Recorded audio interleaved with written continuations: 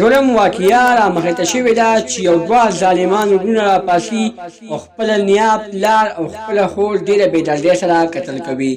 دوستانو دې دوو ظالمانو وروڼو داسې حرکت ولې وکړو چې خپل پلار خپلې خویندې او خپله نیا یې ډېره بېدردۍ سره قتل کړه. خو چې تاسو د دې پوره معلومات نه ځان خبرول غواړئ که اوسه پورې چا زموږ د چینل مخه نه وي سبسکرایب کړې په مو زموږ د چینل مخه سبسکرایب کړئ تر نشان څخه مخه ووهئ چې زموږ هر یوه نوې معلوماتي ویډیو تاسو ته په اسانۍ سره میلاویږي. دوستانو دا واقعیا په پېښور کې رامخې ته شوې ده چې یو دوه ظالمان وروڼه راپاڅېدلي دي او خپله نیا خپل پلار او خپلې دوه خویندې ډېرې بېدردۍ سره قتل کړي دي. دوستانو د دې پلار د دې خویندو د دې نیا څه ګناه وه چې دې دوو ظالمانو داسې حرکت وکړو چې اوس پرې ډېر پښېمانه دي.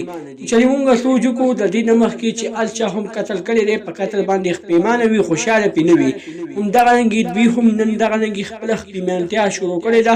وایي موږ ډېر زیات خفه زموږ نه ډېره غټه غلطي شوې ده چې موږ خپله نیا خپل پلار او خپل دوه خویندې ډېرې بېدردۍ سره قتل کړې. زما دما خویندې په ما باندې ډېرې ګرانې وې خو زه په دغه وخت کې په ځان باندې پوه نه شوم او ما خپله خویندې ډېرې بېدردۍ سره قتل کړې. یو ورور یې داسې حرکت کړی دی چې هغه خپله نیا او خپل پلار ډېر بېدردۍ سره قتل کړي دي او د دویم ورور یې د بل ورور سره کړې ده او دا دواړه خویندې والا ډېرې بېدردۍ سره قتل کړي دي. دوستانو چې کله یې قتل کړی دی د قتل نه بعد دوی تښتېدلي دي په دغه ځای باندې چې کله دوی وتښتېدل په ماښام کې کور ته راغلل نو پولیسو باندې دا په یاد ولیکو چې زموږ کور ته غلان راغلي وو او زما مور زما نیا زما پلار او زما دوه خویندې ډېرې بېدردۍ سره قتل کړي دي.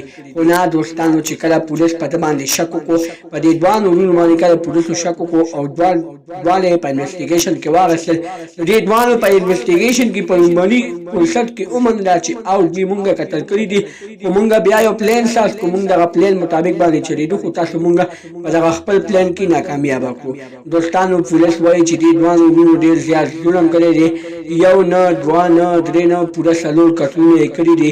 د دې لپاره اوس څه راځي د دې لپاره حکومت دا راځي چې دوی باندې پوره کیس والي او دوی له پانسي ورکړي. دوستانو چې دوی له چېرته پانسي ورکړله یا دوی له ښه سختترینه سزا ورکړله نو بل کس په داسې حرکت نه کوي. خو نه اوسه پورې داسې حکومت نه دی راغلی نه اوسه پورې داسې حکمران راغلی دی چې دوی لا ښه سخته بدترینه سزا ورکړي. دوستانو دا وه زموږ نننۍ ویډیو زموږ دا ویډیو مو خوښ شوي وي زموږ د چینل مخه سبسکرایب کړئ تر نشان څخه مخه ووهئ چې زموږ هر یوه نوې معلوماتي ویډیو تاسو ته په اسانۍ سره میلاویږي. والسلام.